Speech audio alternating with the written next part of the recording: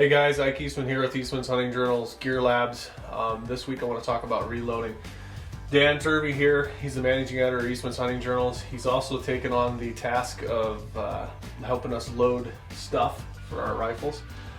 As you guys have seen in some of my previous posts, I'm not a super loader. I would rather just grab a box off the shelf and shoot, which is great for most people. Dan and I had a little trouble with one of my rifles actually not liking some ammo. As you guys know, that happens, and so Dan took it upon himself and worked me something up. So walk us through a little bit, because this is all foreign to me. Walk us through a little bit, Dan, on what you worked up for my gun. Sure, yeah. For your 6.5 Creedmoor in particular, it likes the slower, heavier bullets, and so in that case we worked. It's like me, slow and heavy. Right? So in that case, we worked up the 140 grain SSTs for your 6.5, and we slowed the velocity down a little bit. Some of those guns with the lighter barrels and shorter barrels have a tendency to not be as accurate. And that one has a short barrel. It does. 22? Yeah, being the lightweight hunter, you got to cut weight somewhere. So on my shorter 6.5 Creedmoor, that lightweight hunter has a shorter barrel.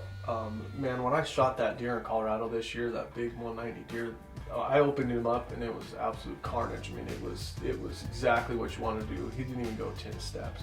So walk us through kind of what you did to get a bullet that rifle likes. Yeah, in that case, with the heavier bullet and being the SST, it's designed for rapid expansion on deer and antelope size game. And so when we slowed it down, It did that. Yeah. When we slowed it down out of that particular gun, now these bullets, if you run them too fast, sometimes they'll have a tendency to, what guys will say, will detonate, which is have a splash impact. So by slowing that velocity off, you maintain the structural integrity of that bullet, which is why you got great energy deposit and penetration on that big deer. Yeah, that worked fantastic. All right, so Dan, a lot of this is foreign to me, but I know Hornady came up with a really cool kit. It's called the Classic Kit Deluxe.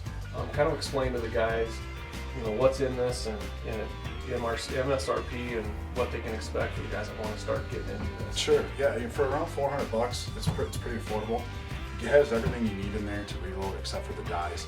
You'll have to buy those for your particular calibers that you have to reload. You can see we have a bunch back here. Which they're not expensive. No, they're not bad. They're $50 for the whole, for the set, for both dies. This has everything that you need. Presses, it's got powder throwers, we've got primer trays, it has a reloading manual in there, which gives you a real good baseline to start developing your loads.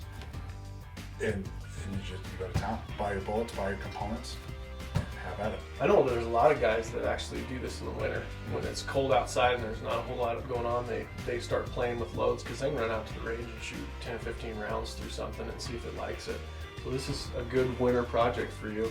That's probably what you're going to start doing here pretty quick, right? You bet, yep. Once the mule deer issue's gone? Yep, we're going to get some new loads worked up for this year, and we're going to have some fun. Perfect. Well, thanks, Dan. I appreciate it so much.